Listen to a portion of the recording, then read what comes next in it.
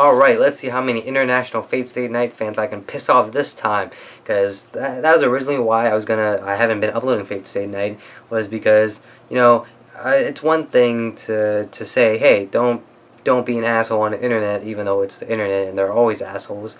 And hey, like, if you don't like my stuff, I get it, don't like it, just leave, you don't have to watch it. Yet people do, and they still dislike my stuff. But luckily, that one person from El Salvador didn't dislike my video, which, props to you, man. But then there were other International Fate Stay Night fans which, don't respect other people's opinions, because, that's a thing. But anyway, let's get into these last two episodes, because they were pretty good. Anyway, in episode 17, there's the Lancer versus Archer fight, which I thought was amazing. We get to see more of Archer's techniques, and we get to see even more of them in episode 18. But anyway, besides the Lancer / Archer fight, which was absolutely incredible, it was very well done, animated, everything. But besides from that, Caster and Kazuki die. And you know who they die by? Oh, it's Archer. He betrays her. But before Archer betrays Caster and Kazuki, it was essentially Shiro versus Kazuki, and Rin versus Caster, and Rin versus Caster. Rin are throwing her gems, and it's pretty useless against Caster because on a major level, Caster is way too OP,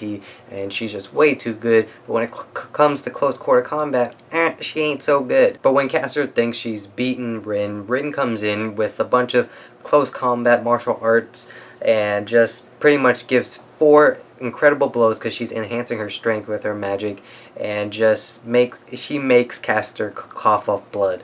And if you're wondering where Rin knows martial arts and like those techniques, it's because of Kirei, the fake priest, because he is her guardian, and yeah, he taught her martial arts, and that's about it if you just wanted to know that. Anyway, Rin deals 4 blows to Caster, and then Kazuki steps in and pretty much deflects Rin, I think. And Kazuki tells Rin that after 4 blows and you still didn't kill your opponent, it obviously shows that you are inexperienced, which I thought was interesting. And we also get to see Kazuki's backstory right before, his and Caster's death. Anyway, before we get into the next part, there was the Shiro versus Kazuki fight, which it was pretty much Kazuki just dominating Shiro, because all Shiro had to do was stall, and basically that was it. Like, he was just like, Kazuki was just breaking Shiro's swords left and right, and towards the end he was like, he can only do like 1 or 2 more projections, and like he just like Shiro wouldn't be there if Kazuki didn't want to go in and save Caster. But then again, Shiro has something inside of him which is incredibly overpowered,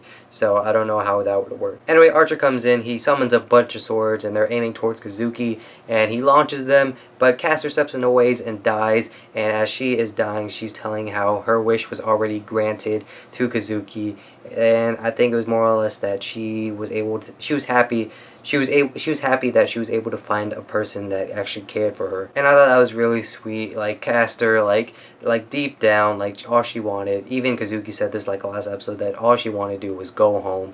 And she was able to find more than that, because she was able to find somebody that cares for her, and that being Kazuki. And what I like about Kazuki is, even he could have left after Caster's death, but he was like, no, I'm gonna, like you, Shiro, that even though I started this, like, even though I don't care about the Holy Grail whatsoever, I started this, I'm gonna go through with it to the very end, even though it was pretty much pointless. Like, when he was fighting Archer, like, hand to hand, like, he didn't have the enhancements that Caster is usually giving him, and Archer, like, he kills Kazuki in 2 hits. And not only that, Kazuki, like, he gets crushed under some rubble. But anyway, Saber is now free from Caster's control, and Archer's still trying to kill Shiro after everything. And remember, this show is all about morality and ideals, and we'll get into that into the next episode. Because in the next episode, that being episode 18, I believe, we are finally revealed on who Archer really is. Or at least I hope you did, because they weren't like, oh yeah, Archer is blank. They were like,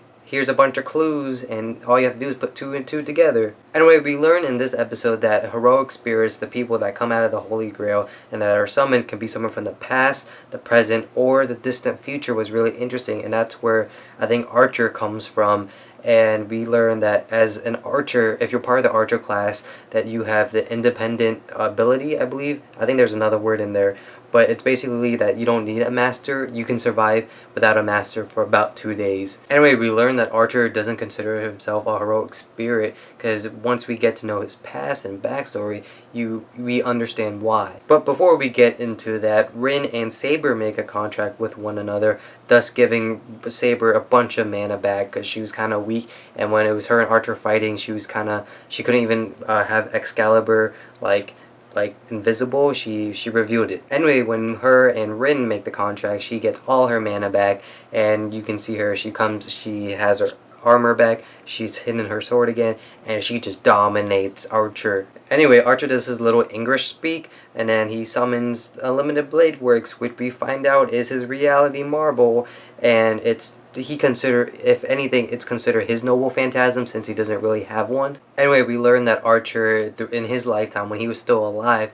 he was saving all these people, doing good in the world, trying to be a hero of justice and all of this good stuff, and in the end he was betrayed by the world and thus becoming a counter guardian. Now, I'm not too sure on how reality marbles are actually created, because the only person that we know as an anime only audience that has a reality marble is not only Archer but Ryder from Fate Zero.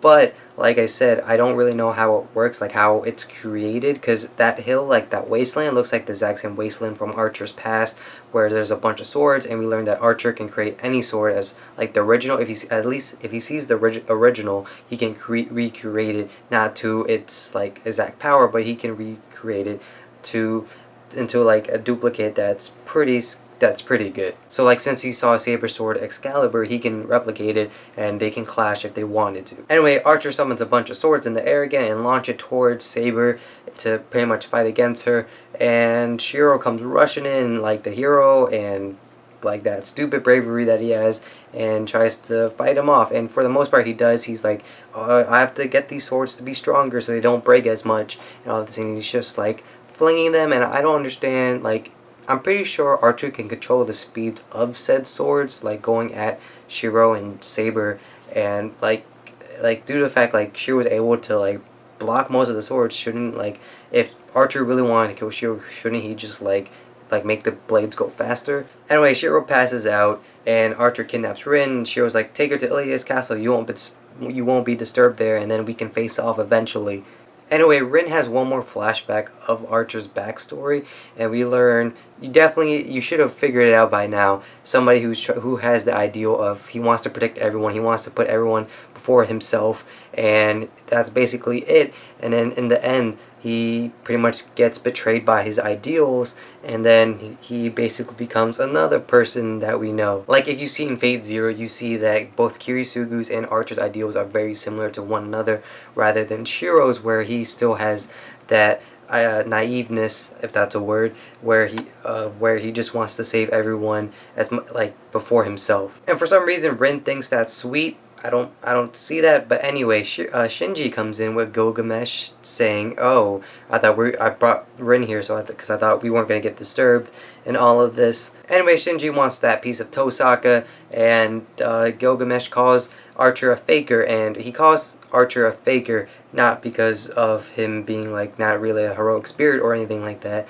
but rather that like his ability is kind of like Gilgamesh's, where Gilgamesh, the Gate of Babylon, it comes from his treasure room, I think it is, where he can summon a bunch of blades, and Archer can pretty much do the same thing, because he has that reality marble with Unlimited Blade Works, where he has a bunch of blades that he can summon as well. Oh, one more thing, it was after the ending where we see, it's the temple that, Shiro's friend, and where Castor was laying low at, a bunch of people got hurt or something, they're like comas, or like their mana is drained and all of that, and they're being taken to the hospital, and we see Gilgamesh coming out of the forest, and he's like, ooh, he has like that smirk on his face, but then again, he has that smirk on his face like 95% of the time that we see him, and it looks like he's gonna use that place to do some things. Anyway, before this ends, Shiro says he has to face Archer himself, because he said he knew from the beginning, which I don't really get. How, if you knew that from the beginning, why didn't you just like point it out? Like, is there a reason to keep it a secret? Like, sometimes I just don't understand Shiro. Like, if he didn't have MC syndrome, where all the girls like him just because he's the main character, I'm pretty sure no one will like them. Anyway, my grade for both these episodes, they're fantastic. The fight scene in the episode 17 and the reveal in episode 18 were nice.